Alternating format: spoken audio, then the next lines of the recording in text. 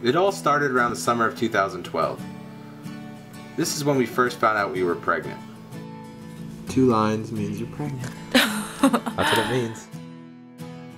We quickly began reading up about pregnancy and birth and created a birth plan to help guide us through the delivery.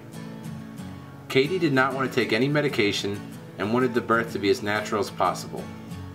When the day finally came, we excitedly drove to the hospital with our plans set on how everything would go. After reaching 10 centimeters and pushing for only 3 hours, they said it was time to go get the anesthesiologist. They wanted to perform a C-section. It all seemed so rushed, and there was no apparent problems or reasons for this decision. The doctor told us that my wife's pelvis was just too small. We didn't know what to think or what to do, so we followed what the doctor was saying. Shortly after, our daughter was lifted into the world. Our beautiful daughter Victoria weighed 9 pounds 11 ounces and was a healthy, happy baby. During our daughter's birth, my wife was all drugged up and didn't even get to hold or really see our daughter for the first 4 hours of her life. She also got a nasty infection from the C-section that put her back in the hospital for an entire week right after our daughter was born. Even though we had this healthy, happy baby, my wife couldn't help but feel regret, sadness, and anger that she had to have a C-section and couldn't have a natural birth.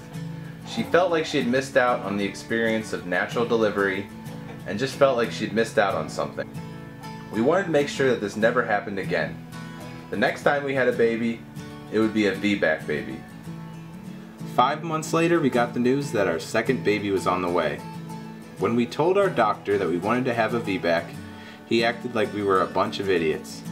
He told us that it was too soon after the C-section we had just gotten, that our daughter was too big, making it likely that we should expect another big baby, and that my wife's pelvis was just too small. He told us that there was just nothing we could do. At this point, we explained our story to some online VBAC support groups, and they all told us that we should run from this doctor. So that's what we did. We knew that after you have a C-section, the doctors are very quick to cut you back open.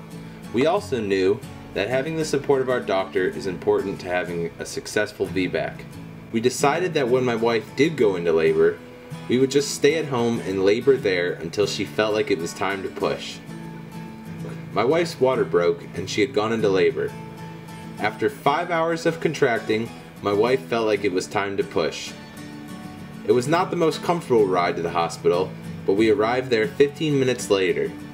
Right away, the nurses were rude and treated us like morons for staying at home until the last minute. But we knew that if we had gotten to the hospital any earlier, my wife would have already had a C-section. Staying home allowed us to stay in control of our own child's birth. After only 20 minutes of pushing though, our son was born. The moment he came out, I felt a million emotions.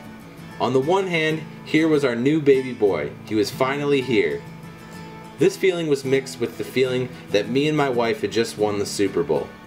All that hard work of educating ourselves had finally paid off. My wife wasn't going to feel those emotions of regret, anger, and sadness that she had felt with our first. We felt like staying at home until it was time to push was the right decision.